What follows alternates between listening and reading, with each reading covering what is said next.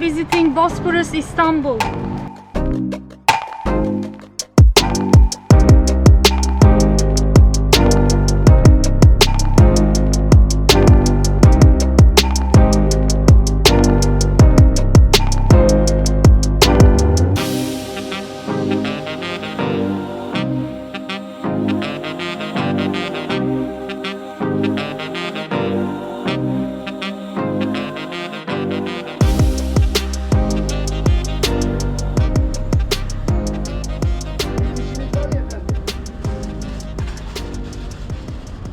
We are in Üsküdar to take a bus straight to Anadolu Hisarı. Another option is to take the Bosporus ferry from Üsküdar, which is the method we use the most. This way you can go anywhere you want with a Bosporus view up to Anadolu Kava. I have a dedicated vlog featuring our visit to Anadolu Kava, small town, and the Yoros Castle from 13th century built by Genoese at the north edge of the Bosporus line on top of a hill. It's really beautiful. Well, the first departure of this ferry line is 11:35, and since we want to arrive early, we choose to go by bus.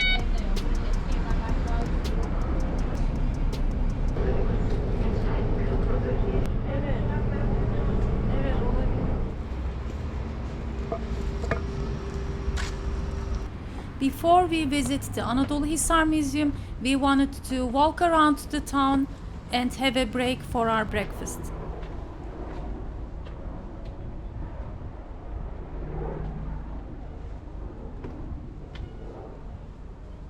It's an open-air prayer space. In a garden behind the castle, we saw this beautiful namazgah, an open-air prayer area built in 15th century.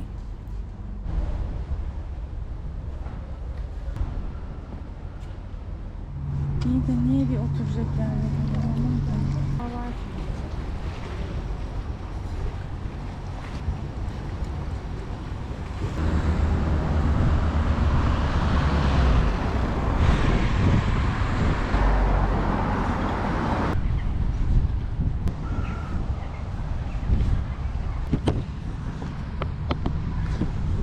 Kadıköy diyor bir de. Kadıköy'ün yanlış.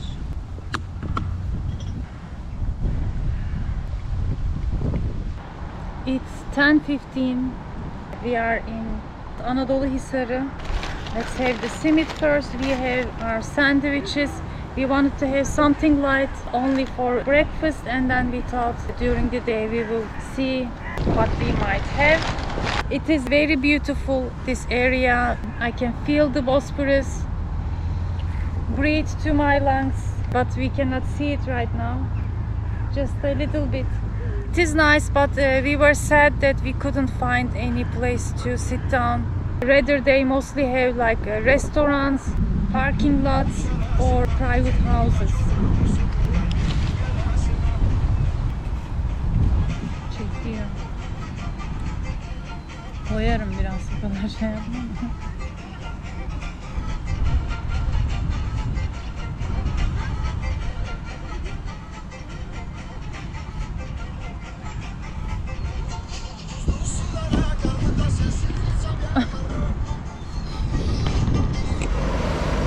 So we are in the Anadolu Fortress.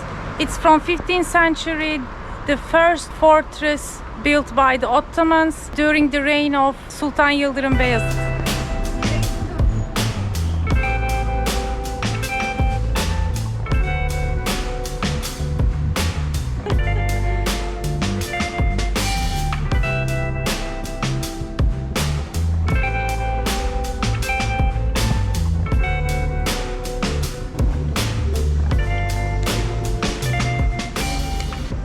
Paid 50 Turkish lira for adult and 15 for student, and for tourists it's 100 Turkish lira, $3.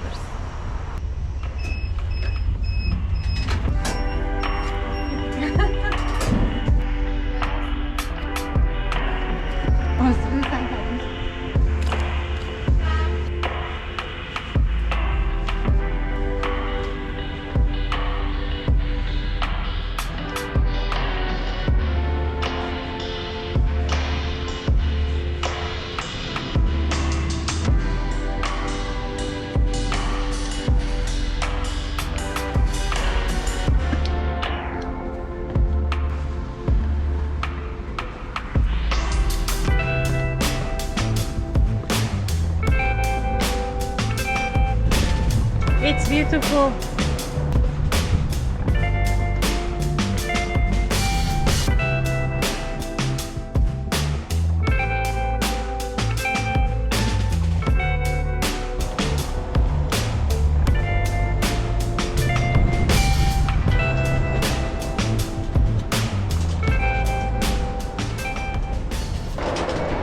On the European side, you can see the Rumeli Fortress here.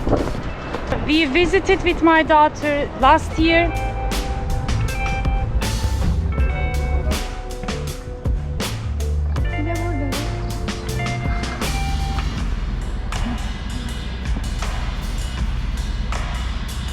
It is also beautiful, much more bigger, but this one was the first one, and it is also the narrowest part of the Bosphorus. They built these fortresses to control the Bosphorus and then eventually conquest Constantinople.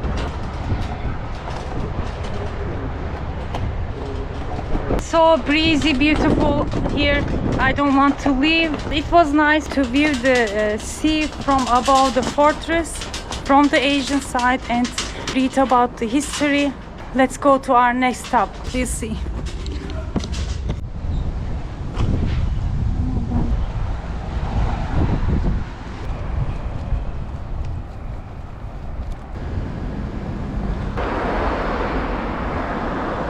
We are under the second bridge, Fatih Sultan Mehmet Bridge. Connects Europe to Asia.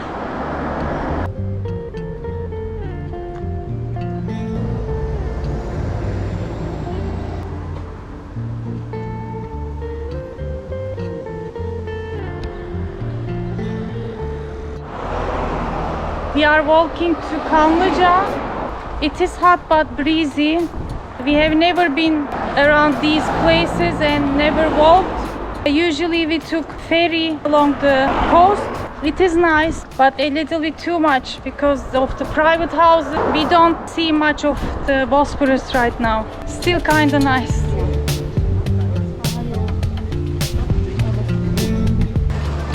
Kanlıca is famous with its yogurt. Everyone is eating.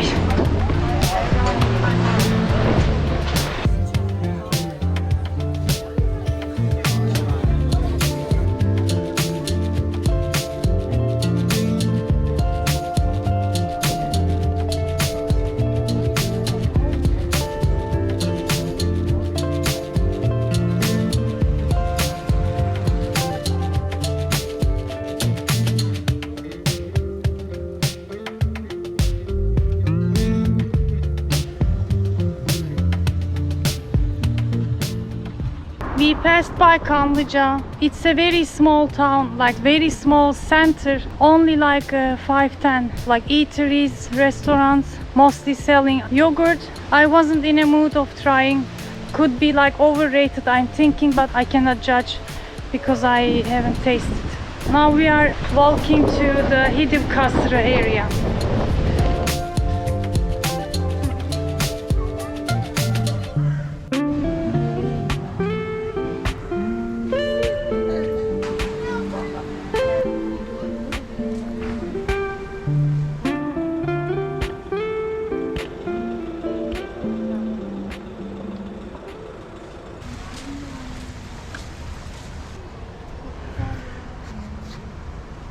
Looks like they are preparing an event here.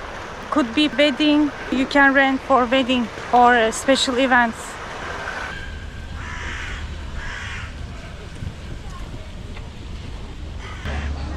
Nereye?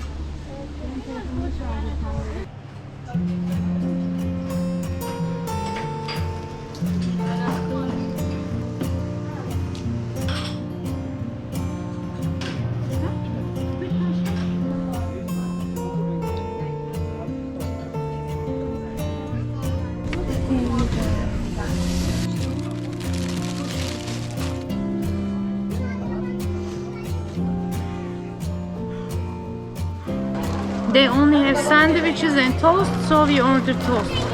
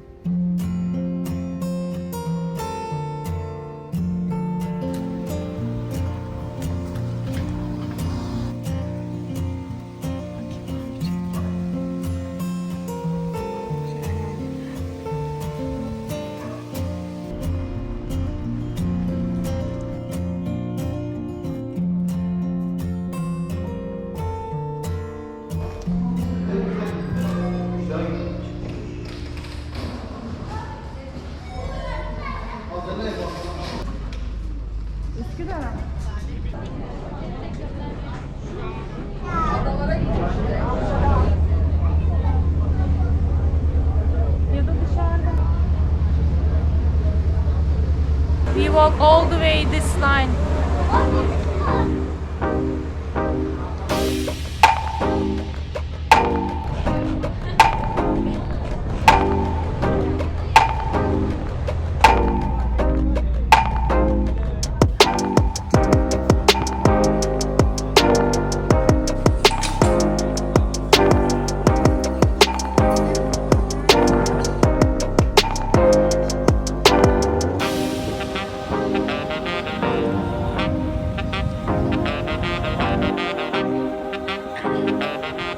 We are back in Üsküdar.